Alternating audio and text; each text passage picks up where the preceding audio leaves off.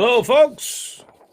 We are going to wait for Rodney and Jack to get here, and then we will pick up things and.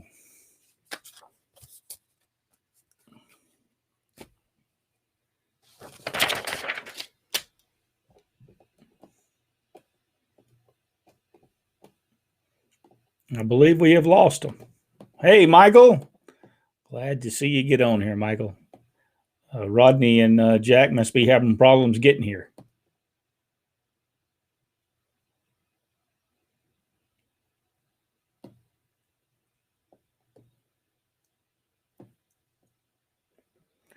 Maybe they will show up. If not, I'll just do the show myself. Hey, Richard, how you doing? Terrence Hardy, how are you doing? Good to see you on here. We are awaiting Rodney and Jack. I believe they're having difficulties getting on here, but yeah,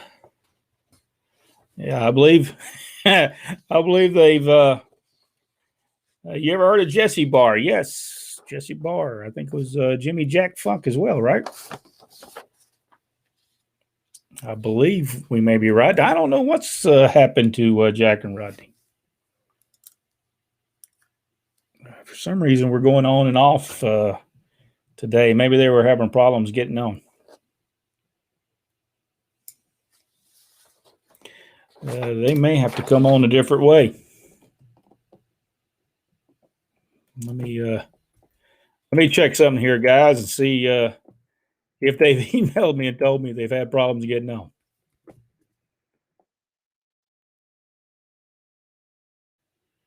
They've not told me they've had a problem getting on. Maybe they're at the wrong place.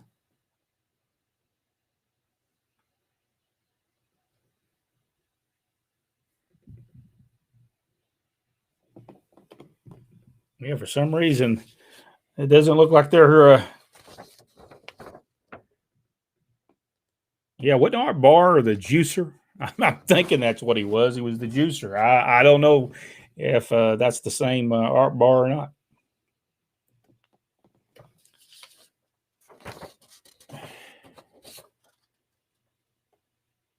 Yeah, Beetlejuice. Yeah, that's what I thought he'd win. I thought he won his Beetlejuice. I wonder how he got away with that. I think eventually he did the juicer when he came to World Championship Wrestling, I think.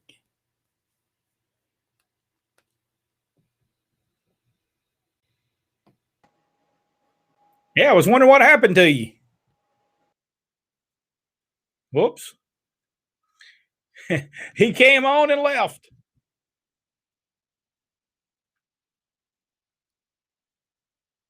Yeah, I don't know why this was April. I don't know why it came over as April 20th. I'm not for sure why it did that.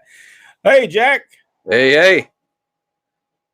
Was you having problems getting here? Yeah. Rodney's never have. It took me and Rodney to a different link. I mean, a different studio, and because people were already commenting. Were they really? Yeah.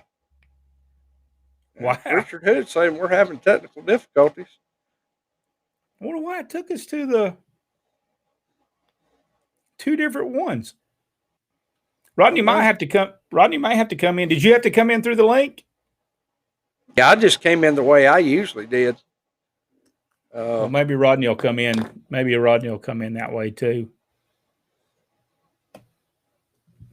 Maybe it's caught up to us. Maybe they don't want us all on the same link.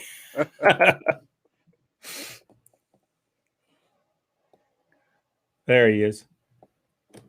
Well, I had to go in. I could get back in. I don't know what was the problem.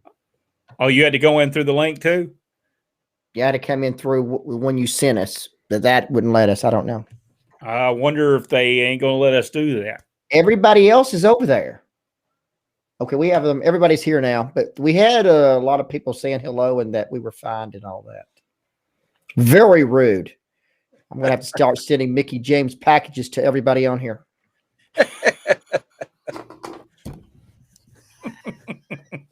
Start with Michael Barr. We're going to send him a Mickey James package. Okay, guys, y'all ready to Buzz Sawyer? Oh, Buzz Let Sawyer. me throw a Sawyer thing real quick. So, because I did not have that other Buzz Sawyer thing up, and I mean that last thing we did, and I couldn't remember where the end of this thing was. All right, let's say what is it? 3 pages? Well, actually 2.5, maybe.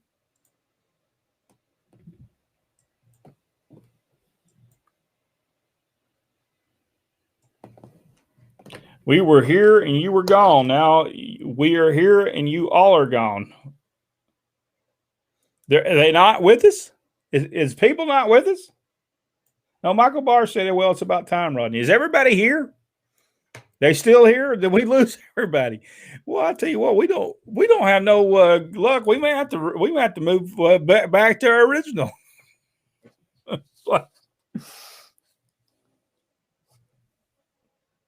Oh, he's joking. Okay, all right. You know, Michael, you had me worried for a minute there. See, and that means 2 Mickey James packages for him.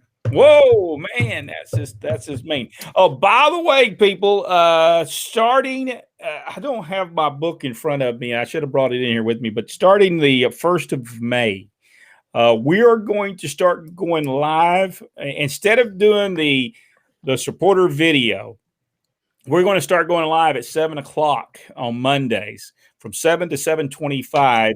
And whatever we're going to go ahead and talk about some stuff, and we're going to get together. All the Insider Nation will get together, and we'll do that live instead of doing a video of it. And then after, we'll do our live show just like we do it before at 7:30, and then we'll go directly after that, and we'll come on there and we'll do one video like we're going to do tonight on Buzz Sawyer, and then we'll talk for about 20 minutes. And the next night we'll do the same thing, but we won't do on Tuesday nights for the supporters. We will not talk about anything. We'll come on here for 20, 25 minutes and just continue talking about what we talked about live. So that way we don't have to keep people here for 45 minutes. We can about 25 minutes. Yes, Michael, you are in trouble. All right, you ready, guys? Yeah. Hey, Rodney, I will read all of 1980 on here, almost down to the bottom of the second page. If you'll pick up 81. All righty. All right. Going in 5, 4, 3, 2, 1. Hello, everyone, and welcome to Pro Wrestling Inside and Out. This is our look at Buzz Sawyer, Part 3. Jack, let's pick up his wrestling matches from here. And we're in Mid-Atlantic Championship Wrestling, May 27th, 1980. Township Auditorium in Columbia, South Carolina. Matt Bourne and Buzz Sawyer defeated Swede Hansen and Lynn Denton. And then on the 28th, at the television studios in Raleigh, Mass Superstar and Enforcer Luciano defeated Buzz Sawyer and Coco Samoa. May the 29th, also St. Paul's College, Taylor Whitehead Gym, and Lawrenceville, Virginia. Matt Bourne and Buzz Sawyer defeated Swede Hansen and Brute Bernard. June the 1st, 1980, Civic Center in Savannah, Georgia, Buzz Sawyer and Matt Bourne defeated Lynn Denton and Doug Summers. June the 2nd, Memorial Auditorium in Greenville, South Carolina. Matt Bourne and Buzz Sawyer defeated Jimmy Snuka and the Iron Sheik to capture the NWA Mid-Atlantic Tag Team Championship. And then on July the 4th, at WRAL Television Studios in Raleigh, Buzz Sawyer and Matt Bourne defeated Tenru and Tony Russo. And then on the 7th, the Old Charlotte Coliseum in Charlotte, North Carolina, Matt Bourne and Buzz Sawyer defeated Tenru and Gene Lewis. June the 13th, Richmond Coliseum in Richmond, Virginia, Buzz Sawyer and Matt Bourne defeated Ox Baker and Gene Lewis. June the 19th, Norfolk Scope in Norfolk, Virginia, Buzz Sawyer and Matt Bourne defeated Gene Lewis and Dewey Robertson. And then July the 6th, Greensboro Coliseum in Greensboro, North Carolina, Buzz Sawyer defeated Billy Starr. July the 14th, Memorial Auditorium in Greenville, South Carolina, Buzz Sawyer defeated Dewey Robertson by disqualification. And then on the 26th, the old Charlotte Coliseum in Charlotte, North Carolina, again, Mass Superstar and Bobby Duncombe defeated Matt Bourne and Buzz Sawyer. And then September the 4th, 1980, Norfolk Scope in Norfolk, Virginia, Ricky Fiera and Billy Starr versus Matt Bourne and Buzz Sawyer. September the 13th, 1980, the old Charlotte Coliseum in Charlotte, Luke Williams and Butch Miller versus Matt Bourne and Buzz Sawyer ended without a winner as a double disqualification. And then Luke Williams and Butch Miller defeated Matt Bourne and Buzz Sawyer for the title change for the NWA Mid-Atlantic Tag Team titles. Not really sure on that date, but it's in that time period. October the 4th, 1980, Memorial Auditorium in Spartanburg, South Carolina. Ivan Koloff defeated Buzz Sawyer. Buzz Sawyer then makes his way to Portland. His first advertised match was on November the 10th, 1980, and here are just some of his matches. November the 22nd, Portland, Oregon, Joe Lightfoot, Johnny Boyd, and Jay Youngblood and Buzz Sawyer defeated Buddy Rose, Rip Oliver, Fidel Cortez, and The Destroyer. Then on December the 1st, 1980, PNE Gardens in Vancouver, British Columbia, Canada, Buzz Sawyer versus Joe Ventura ended without a winner as a time limit draw. And then on December the 3rd, 1980, Center Arena in Seattle, Washington, Buddy Rose, Rip Oliver, Gene Knitsky, and The Destroyer versus Jay Youngblood, C.V. Iffy, Lord Jonathan Boyd, and Buzz Sawyer. The winner is unknown. December the 5th, 1980, Eugene, Oregon, Buzz Sawyer versus C.V. Iffy ended without a winner as a time limit draw. And then on the 6th in Portland, Oregon, Buzz Sawyer versus Johnny Boyd ended in a time limit draw. Then on December the 15th, PNE Gardens in Vancouver, British Columbia, Buzz Sawyer defeated Moondog Moretti. And then on the 25th of December 1980 at the Center Arena in Seattle, Washington, Jay Youngblood, Buzz Sawyer, and Jonathan Boyd defeated The Destroyer, Buddy Rose, and Rip Oliver. Now, I'm assuming that Lord Jonathan Boyd and Johnny Boyd are the same people. I believe you might be right. But look at this. Dewey Robertson, which would eventually become the missing link. Yep. Lord Jonathan Boyd, by the way, there's a video of the match, that 8-man tag match. There's a video on YouTube that you can go see of that 8-man tag match. Tremendous match. And at the end of it, I think Rose, and I think it's Cortez that gets turned on because he loses the match. That always happens. Now, you should not lose a match when you're in the ring with Rip Oliver. He'll turn on you every time. But it's good. It's a very good stuff. By the way, Portland wrestling was tremendous. Go back and watch their stuff. Their matches were always good. They're always great stuff. But it's some good stuff with Buzz. And you know what I did not realize? I'd always thought that Buzz Sawyer and Matt Bourne in Mid-Atlantic Wrestling was the bad guys. I did not realize they were babyface. I did not realize that. Did y'all? Nope, I did not. I always thought they were heels, but I figured out as going through this, when I started typing it all up, I said, wait a minute now. They're wrestling a lot of people that that were bad guys in all this. So I thought, well, all right, they must have been babyfaces. They just had to be. And then when I seen them go against the sheep herders, I knew that was the case. All right, Rodney, you can pick it up. All right, we got on January 1st, 1981, Salem, Oregon, Buddy Rose defeated Buzz Sawyer. Then I guess on the same night, Buzz Sawyer defeated Chris Colt. On January the 2nd, 1981, in Eugene, Oregon, Buzz Sawyer defeated Rip Oliver. On the 9th in Eugene, on January 9th in Eugene, Oregon, Buzz Sawyer defeated Tonga. At Center Arena, Seattle, Washington, January 21st, 1981, Buzz Sawyer defeated Gene Knitsky. Eugene, Oregon, on January the 23rd, 1981, it was Buzz Sawyer versus Matt Bourne in a time limit draw. Portland, Oregon, on January the 31st, 1981, and we talked about this with Magnum TA, Terry Allen. In his interview, Buzz Sawyer defeated Terry Allen on January the 31st, 1981 in Portland. Salem, Oregon on February 5th, 1981. Matt Bourne and Buzz Sawyer versus Rip Oliver and the Destroyer. And that was a time limit draw in that one. PNE Gardens in Vancouver, British Columbia on February the 9th, 1981. Buzz Sawyer defeated Rip Oliver by disqualification. Portland, Oregon on February 14th, 1981. Buddy Rose versus Buzz Sawyer. Time limit draw in that one. Then we're back in Portland again on February the 4th, 1981. Andre the Giant, Matt Bourne, and Buzz Sawyer defeated Gene Kaninsky, Rip Oliver, and Moose Morosky, or Morosky, whichever you prefer. Portland, Oregon on February 24th. Again, same night, apparently. Andre the Giant defeated Buzz Sawyer and Gene Kaninsky and Jonathan Boyd and Kelly Kaninsky and Matt Bourne in a battle royal, apparently.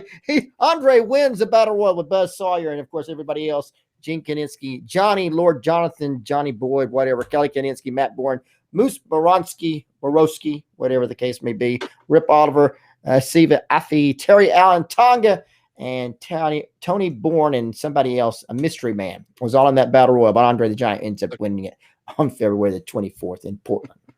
Siva Alpha. Who is this? Anybody ever watched him? Yeah, he was in WWE for a while. I think they tried to bring him in as a replacement for Jimmy Snuka. Oh, okay. All right. Yeah. All right. I know what you're talking about. He's actually pretty good. I'm going to tell you, Buzz Sawyer, no wonder he becomes as good as he does become, because when you go back and look at Buzz Sawyer, Georgia Championship Wrestling, 1979, when he came there, Bob Armstrong was booking. He was there as he had the personality of this piece of paper right here. But the years go by. He's learning, and soon he'll be back to Georgia Championship Wrestling. Buzz Sawyer completely different when he comes back the second time to Georgia, and he will be coming there soon. We will do part 4. Part 4, Buzz Sawyer coming soon. So right here on Pro Wrestling Inside. Now, if you enjoyed this video, give us the big thumbs up.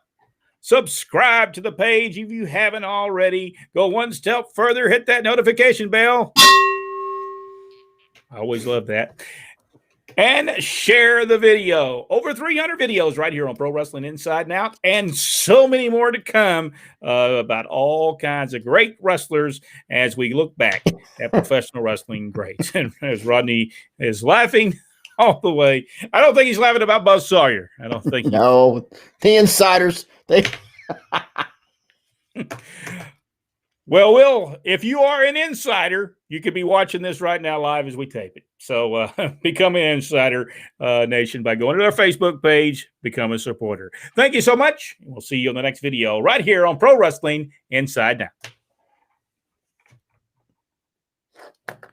All right, so where was we at here? No, Michael, we don't have just 25 minutes here. We're going to do about 25 minutes on the Tuesday night because we're not going to do any videos. So we usually took up about 20 minutes doing the videos anyway. So we're going to do about 25 minutes on Tuesday nights. Monday, we'll do that one deal. We'll try to keep it. As long as we're talking, we're going through. We probably would talk because we can talk wrestling all night. So that's we could actually stay on there to 12, but we'd have a hard time getting up going to work. At least I would in the mornings. Richard Hood said, Buzz was a wild man that could work. I always enjoyed watching him in the ring because you didn't know what to expect. No, you did. He was crazy. Richard, I got to tell the story because we may have told the story before, but I was in Chattanooga one night at the Memorial Auditorium, and it was during the old Buzz Sawyer, Tommy Rich feud. It started right there in Chattanooga, by the way. And I went out to get me something from the concession stand, and at the Memorial Auditorium, there was a little box you sit in that we called the Miss Thornton box. And I came out of there, and I went and got me something. And Buzz was there getting him a Coke, and he got him some a little packet, a little packet of them M&Ms, them, not the little M&Ms, but the ones with the peanuts in them. And so I'm behind him, and he's staggering. He's staggering down the aisle, trying to go that. Well, he drops his Coke, and then he says some real bad words. He drops his Coke, and he just looks at it, kind of kicks his Coke around a little bit. So then he's sitting there, and he's trying to get down. He opens that. He rips it over. Like when he does, them little bit of them things start popping and rolling off on the ground, and he's going down and stomping them and cussing and stomping and cussing them, stomping and cussing them. I'm like, man. So I wait, and he goes to get up there, and I'm thinking he's actually going to go, because when you turn the Memorial Auditorium, you go in this little box and you go up these steps, and the dressing room was there. Oh no, Buzz walks to where we're sitting. So I have to wait for him to get in there. He gets in there, and he sits down on the side of this. There's a little railing. So he sits on the side of this thing, and all at once straddles him. He falls and straddles this thing, and looks up and goes, "I busted them. I busted." Oh, poor old Buzz. Yeah, Rick come up in that box. He said, "Buzz is out in the lobby out there stomping M&Ms." How you just see him open it up and they go everywhere, and he's there stomping. Mm-hmm. And I think every time he would stomp, he'd go boom. He would. Yeah, I forgot about the boom he would do. Poor old Buzz, man, he would get messed up. Michael Barr asked us, how is that back when bookers and managers found regions? How did they know if a specific region was better than another and it would draw more wrestlers? Jack, you had an answer for that?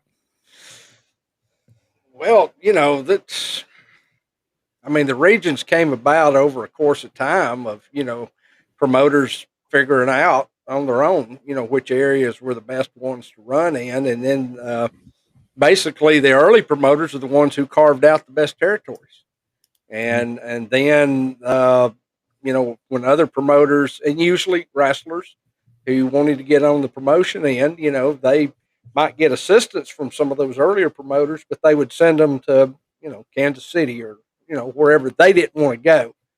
So it was a lot of work. There were some areas that just never drew as well as others. And every area was not a Georgia or a Mid-South area. You just some you struggled with. Some the wrestlers knew that they weren't going to make a lot of money, but making some money is better than making no money. So you go and you do your time, and hope that you get that opportunity to go somewhere else. Rodney, can you want to add anything to that, or? Oh, I think you said it perfectly. Michael Barr also, and was there every 2 territories in one state? Yeah, California had 2 territories. I think Gene LaBelle was one of the not Gene LaBelle. Wasn't Gene LaBelle was the wrestler and his brother. What was that guy's name? I can't whatever remember his brother's name. Whatever the LaBelle guy name, he was promoting, and also I believe Gory Guerrero and them were promoting some portions of California. There might have been 3 promotions in California, actually. In Georgia, though, only had 1 because it was so small. Florida only had 1. Most places only had 1, but there was a couple. Well, California. Tennessee had 2. Yeah. You had, forgot his name now. The Knoxville was not a part of the Welch part, and I can't think. Kazana. Kazana ran that up there. And then Alabama. Yeah, and Alabama was divided up into several, whereas the Welches, Roy Welch, Nick Goulas ran Birmingham, Huntsville. I think Jimmy Golden, father, ran the Montgomery. And then you had the Fields that ran down in Dothan. So you had several divided up that way. Richard Hood said when they grew Yep. when they grew beers, they became True. That is true.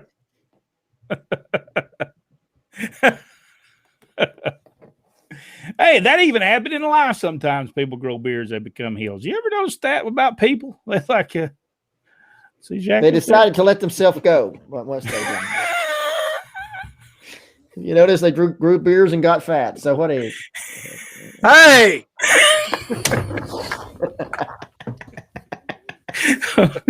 Oh man, I resemble that remark.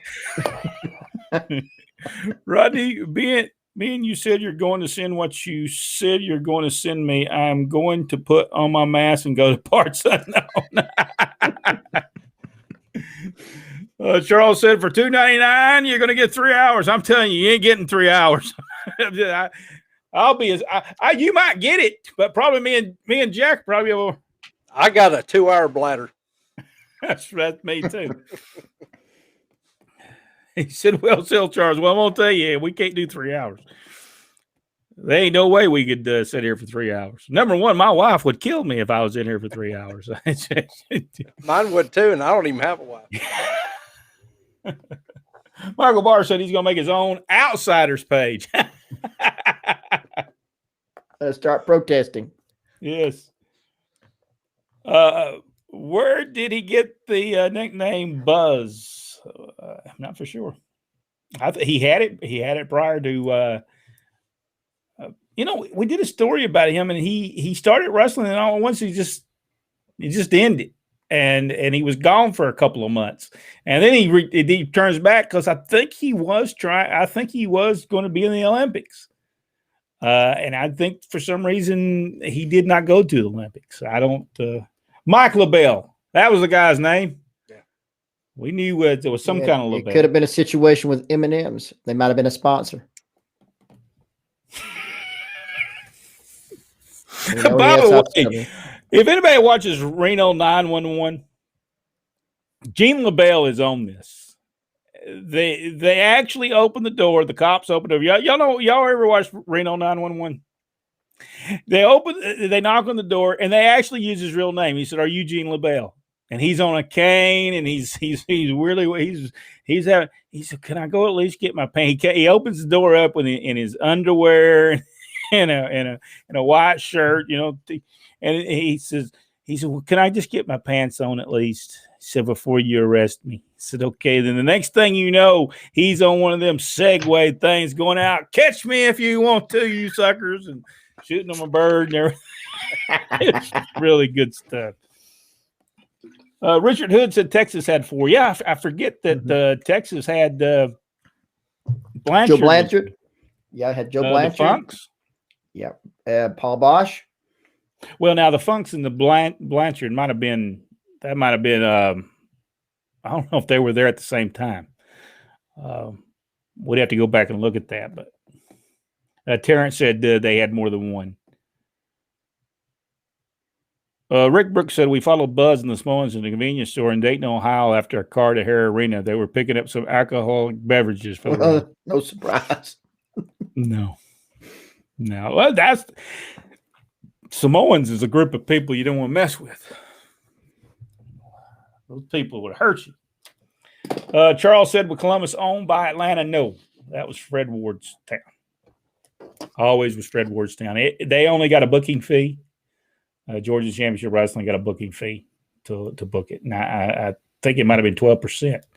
Somewhere I have an actual report from Columbus, Georgia, and it broke down what Georgia Championship Wrestling received for their booking fee for the show. So if I can find it. Now it might have been some of that stuff got wet and destroyed. I could so then Georgia right now for this. Well, so Georgia did actually have more than one promotion going. To a certain extent, I guess they're right because really Fred Ward ran more towns than Georgia did. He ran Macon, he ran Albany and Columbus, and I believe Jerry's one that's. And I remember him running. I didn't know about Albany, but I knew him running Macon. Didn't Florida have 2 promotions? I don't think so. Did they? It's a pretty small area, so yeah, I don't. Not South Florida. Well, I mean, if you talk about the Panhandle, the Fields and the Fullers had it, and then the South side was Eddie Graham. For a long time, actually, the southeastern part, Ron Fuller and them ran Tallahassee for a long time, and then Eddie Graham took it over. They actually owned a building in Tallahassee, Florida. We were actually there was some talk about us going there in 1985, I believe it was.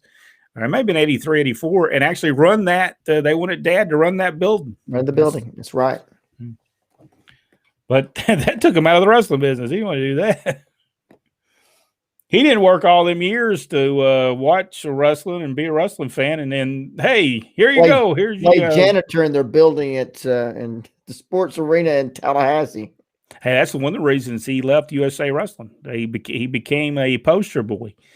And he said he'd been in the business too long to be just putting out posters. He was a very well-paid poster person, but he did. Sometimes it's not about the money. Am I correct about this, guys? Sometimes it's not about the money.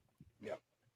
Sometimes you can make $1 million a year if you're not happy. It's not about the money. I wish I could make $1 million a year, and that way I could at least know how I feel. I like to be miserable making the $1 million, just to know what it feels like. At my age, I'd stick in for a year. Yeah, I would too. I said that's all you have to do is give me a year contract. After that, I won't be working again. I will be in Florida selling T-shirts on the beach. Charles Nell Columbus was promoted by Fred Ward. Any obvious where the name came from? What name? What are we talking about? Buzz Sawyer. Buzz. Oh. Means he got the alcohol. Get it? Alcohol. A Buzz. It's too bad it wasn't later. It would have been DUI Sawyer. Here's to you, Rick. It's not green tea, but Oh, that was a good one there, Rick. Buzz was born Bruce Allen Wayan. Is that Wayan? Is that how you say that? Or Wowan? Wowan. Why Wowan? Yes, Wowan. I can remember Brett Wayne. I can remember him. First time we saw him, he was referee in Southeastern Championship Wrestling. And we'd always make fun of him because he would stand bent over and his hands would do like this the whole time. He would swing his arms. While they're standing there. And we'd ask him, what in the world are you doing? Are you falling asleep there? What's the problem? Some of those matches could have been. Yeah, then they did a thing with Dutch Mantel, and then he started wrestling. Yeah, Dutch Mantel beat him up. But he was an all right referee, but I just remember getting on him and saying, "What is that all about? What is that? What are you doing?" I'm getting my timing down. Most people probably don't even know he ever was a referee. Not a lot of people saw him referee. That's the reason they don't remember him. Well, no, because that crowds wasn't that great. They were awful. At that point they were awful. They built back up. They were building up over the time, but it was a rough time. Sunbelt Wrestling. Anybody heard about that in Jacksonville? There's a promotion now called Sunbelt Wrestling. I know that I believe Don Curtis lived in Jacksonville, and he worked for the Florida office. In fact, I think he was part owner in the Florida office. I don't know if I ever heard of it. Aaron said we can take an intermission. I'm going to tell you what, if we take an intermission, Aaron. That is a good idea, but y'all have to go to ProWrestlingTees.com during the intermission. This is true, yes. Yeah. This is true. We'll Michael Barr said, right, Richard. I guess he was talking about, and he said, thanks. I'm not for sure what he writed him about, but, and there's a welcome. And Richard was right yet again. Doped, messed up. But yeah, he did. It did. I mean, Buzz was so good. He was so good. but man, he was so messed up half the time. But there's a lot of Buzz Sawyer stories. We were in Adairsville, Georgia. Buzz Sawyer, Tommy Rich, going to wrestle each other. Main event, right at the peak of showing stuff on television, and we're in Adairsville, Georgia, and they're working against each other. Buzz whips Tommy in, and he goes, instead of going straight, he goes like to over a little bit and comes out and takes a backdrop, and Tommy's all the way on the other side of the ring. But he takes the backdrop without nobody even there. Yes, he did. Tommy was just as bad. Tommy took a slam, and it was not nobody even slammed him, but he took a slam. He hip tossed himself, and then they wonder why Georgia Championship Wrestling might have went out of business. They should have fired both them guys that moment, that day, but they did. You know, I sent you that interview. I don't know if you got to read it yet, of Wrestling 2 from several years back from Georgia wrestling history. And he, too, talked about that. You know, how Buzz and Tommy, and he thought those guys had so much potential, but they couldn't stay straight. They'd rather party than be serious and, you know, treat the business the way that he wanted, or that he felt he should. And he was right, you know, because Tommy could have been a major star, but Yeah. Tommy was his own worst enemy. And I love Tommy, but, Yeah. you know, of course, we all know how Buzz turned out, unfortunately. Yeah, it was, Buzz was so good, though. He had great matches with Jim Duggan in Mid-South Wrestling. Man, the matches were tremendous. And probably Buzz and Jim they were both probably drinking before the thing going on. Jim Duggan was such an over guy. We were in Baton Rouge, Louisiana, and he was late, so I bet he got fined. But he comes in the building, and the people are cheering him on and everything as he's coming through, and he's late. He goes up, and this guy's holding up he's holding up a bag, and he's doing like this, and here comes Jim Duggan. He runs up there, takes a hold of that thing, opens it up, takes a swig of it, picks it up like the people go nuts inside that building. Yeah, he puts his hands on his hips like this. Then run. People go, I don't know why he was late, but he was late getting there. That was one of those days that they were trying to do several shows in one day. It looked like, I think, like on Saturday and Sunday, 3 shows, Saturday and Sunday there for a while. Jack, will Russell South have any matches in Georgia? After the trouble we're having with the athletic commission here, yeah, probably. Don Curtis promoted South Sunbelt Wrestling 1981. So now so he ran opposition against. I don't know. We'd Eddie have Graham? to look that up, because I know that he was in the office with Eddie. I don't know if maybe this was prior and he came in with Eddie, or if they had some kind of split. I don't really know. You know, we need to get Don's wife on here sometime. She would be a good one. Michael Barr said that workers cannot work, they drink and party. The two do not mix. If you want to be successful, and poor old Jim Barnett, the stuff he had to handle with Tommy Rich was just, he comes into the Omni one night. Tommy's so messed up. And he comes out the Omni, gets on the mic, and he cusses all the fans and tells them all go F themselves. And cusses them and gets in his car. By that time, if you remember, he had that Trans Am they did the video on.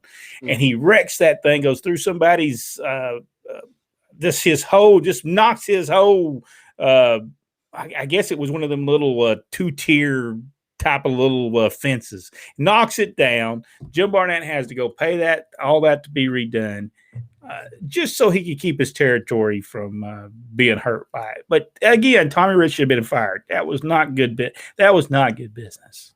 Well, you know, I told the story about my first match with Tommy, where it was at Boutwell, and he came in literally 5 minutes before showtime, and he and I were the opening match, and he was so drunk that they had to help him get up those back steps coming in the dressing room. And I'm going to the ring, and Johnny and Davey are over there lacing his boots up, trying to help him get his gear on. He stumbles out to the ring. We do a little bit. He put me in a spinning toe hole, fell out of the ring, knocked himself out. And your dad was the referee, and I remember him looking at me going, "What are we gonna do?" So I had to go drag him back in the ring. This is it's sad. It's sad. Tommy could have been. He would have had the world.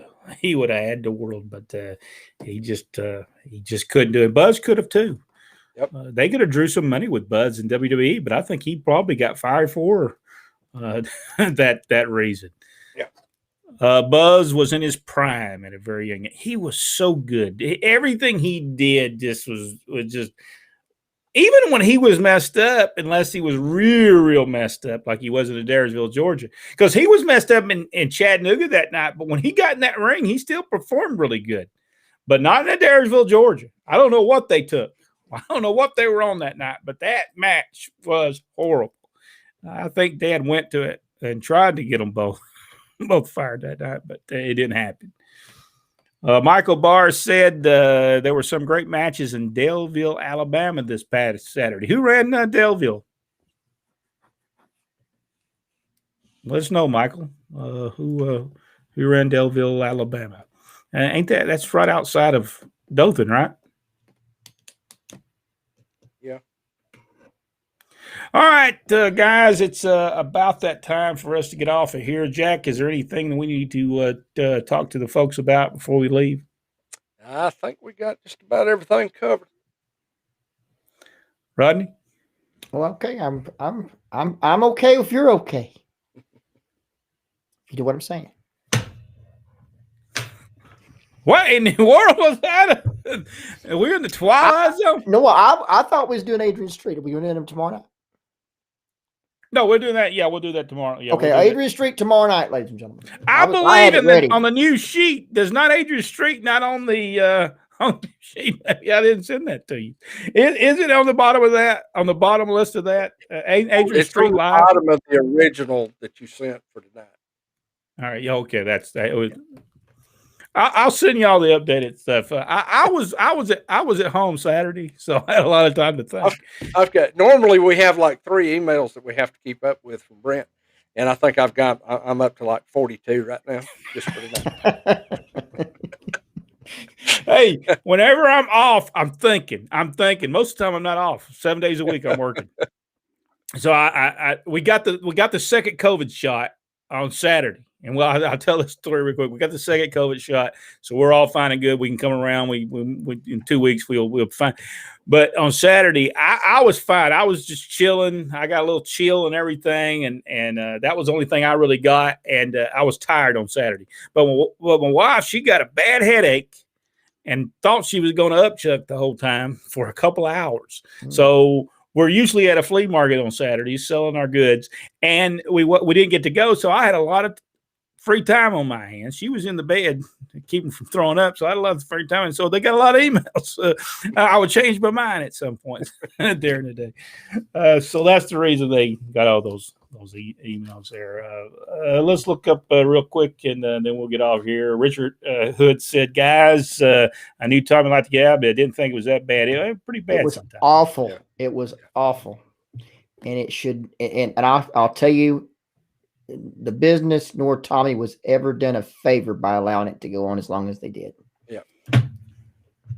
Yeah, that's true. It kind of hurt Georgia to the point where Tommy Rich is on the same list as Kevin Sullivan.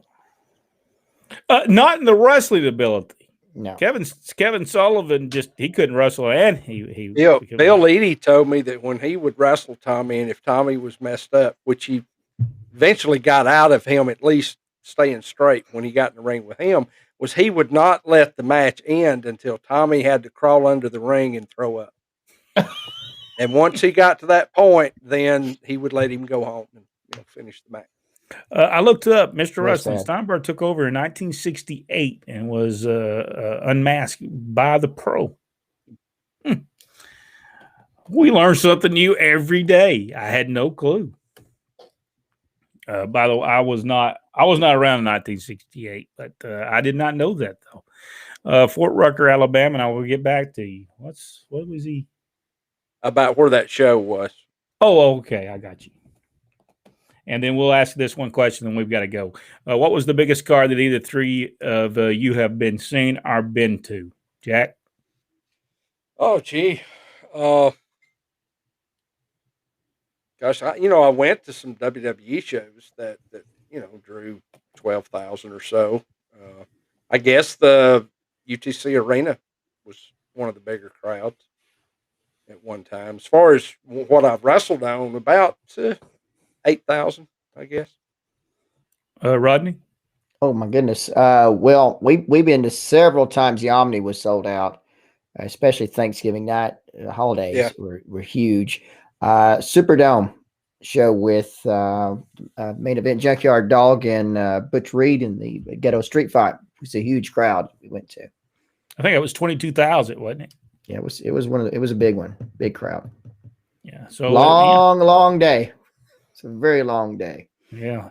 It took you about 25 minutes to walk that whole Superdome. We did it once just to see how long it take.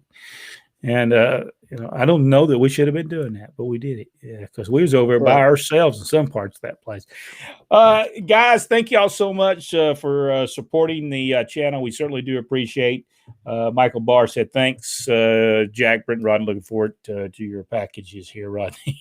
That's right. You'll know it's there. All you have to do, you'll hear the doorbell ring. You open the door. You'll see a fire, and make sure to stomp it out till it's completely out. Thank you, guys, and we'll see y'all tomorrow. Stomping them. Thank y'all so much. We'll see everybody tomorrow night. Thank y'all so much.